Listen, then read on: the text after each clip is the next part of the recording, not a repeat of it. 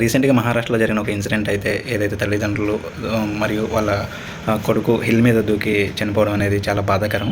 ఆ incident okay. Primary reason EMIs dues అయితే iPhone కొనుక్కున్న తర్వాత ఈఎంఐ డ్యూస్ అయితే ఏదైతే ఉన్నాయో అవి పేరెంట్స్ మీద రుద్దడం. వాళ్ళు సపోర్ట్ చేయాలి అనేసి కొంచెం ఇది చేయడం, వాళ్ళు సపోర్ట్ చేయలేకపోవడం.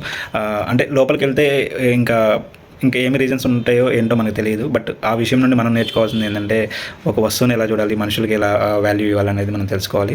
ఈ రోజుల్లో పిల్లలకైతే అంటే ఈ ఐఫోన్ ఒక ప్యాషన్, లేకపోతే ఏదైనా మోటార్ బైక్ పెద్దది బైక్ తోలాలనో లేకపోతే కారు కొనాలనే ఒక చాలా ప్యాషన్స్ అయితే క్రియేట్ అవుతున్నాయి. సో అది వగైరా టెక్నాలజీ వల్ల కావచ్చు, లేకపోతే సోషల్ మీడియా వల్ల కావచ్చు, దేనివల్ల అయినా అవ్వచ్చు. బట్ ప్యాషన్ అయితే ఉండండి. మీకు ఒకవేళ ప్యాషన్ ఉన్నా కానీ మీ ప్యాషన్కి మన కుటుంబ పరిస్థితికి, స్తోమతకి, మన తల్లిదండ్రుల స్తోమతకి సెట్ అవుతుందా లేదా, మన తల్లిదండ్రులు దీన్ని అఫోర్డ్ చేయగలరా లేదా, వాళ్ళు నా చదువుల కోసం, కుటుంబ పోషణ కోసం ఎంత కష్టపడుతున్నారు ఏంటి, సో ఇది అడిషనల్గా నాకు ఇది కావాలని అడిగినప్పుడు వాళ్ళ పరిస్థితి ఏంటి, వాళ్ళు పెట్టగలరా లేదా అనేది కూడా మన పిల్లలు ఆలోచించుకోవాలి.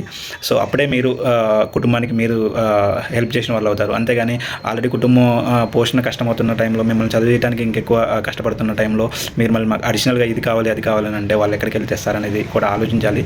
అయినా ఈ రోజుల్లో ఒకవేళ మీకు అన్ని ప్యాషన్స్ ఉన్నా కానీ, ఈవెన్ స్టూడెంట్ లైఫ్గా ఉన్నా కానీ, ఫారిన్ కంట్రీస్లో ఎలా అయితే పార్ట్ టైం ఎలా ఉంటుందో ఇప్పుడు ఈవెన్ ఇండియాలో కూడా ర్యాపిడో ఉన్నాయి, జొమాటో ఉన్నాయి. పార్ట్ టైం అంటే మీరు ఒకవేళ 8 hours కాలేజ్కి వెళ్ళి వచ్చినా కానీ మిగతా ఒక 2 hours 3 hours చేసుకొని, ఒకవేళ మీ ప్యాషన్, ఒకవేళ మీకు ఐఫోన్ కావాలనుకోండి, కొనుక్కొని వాటికి ఈఎంఐస్కి అడ్జస్ట్ చేసి, ఒకవేళ అడ్జస్ట్ అవ్వలేని పరిస్థితిలో ఇది అని ఎక్స్ప్లెనేషన్ చేసి మీ పేరెంట్స్తో డిస్కస్ చేసి సాల్వ్ చేసుకునే ఆలోచనలు కూడా బోల్డ్ ఉన్నాయి. ఫ్రెండ్స్ ఉన్నారు, ఫ్యామిలీస్ ఉన్నారు, రిలేటివ్స్ ఉన్నారు, ఎవరితో అయినా షేర్ చేసుకోవాలి. సో చాలా సొల్యూషన్స్ అయితే దొరుకుతాయి ఇప్పుడున్న పరిస్థితుల్లో. ఒకవేళ ప్యాషన్స్ ఉన్నా కానీ దాన్ని ఎలా ఫుల్ఫిల్ చేసుకోవాలనే ఒక ఆలోచన కూడా మీరు బ్యాక్గ్రౌండ్లో చేసుకోవాలి. అప్పుడే ఎవరి జీవితాలైనా బాగుపడతాయి. సో ఏదైనా పని చేసే ముందు ఏదైనా ప్యాషన్ మీ మైండ్లోకి వచ్చినప్పుడు దానికి అన్ని బౌండరీస్కి తగ్గట్టుగా ఆలోచించాలి. దీన్ని ఎలా ముందుకు తీసుకెళ్ళాలి ఏంటి అనేది.